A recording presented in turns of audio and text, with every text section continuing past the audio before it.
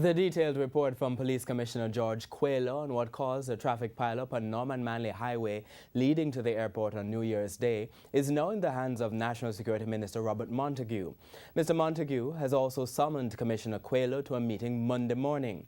Mr. Coelho confirmed with TVJ News that the report was submitted and a statement from the Ministry of National Security late Friday afternoon confirmed receipt. The release stated that Mr. Montague is now reviewing the document. It's expected that the details of the report, which should have indicated what policing plan was implemented and who is responsible for the breakdown which led to the traffic gridlock, will be discussed in the meeting scheduled for 9 o'clock on Monday.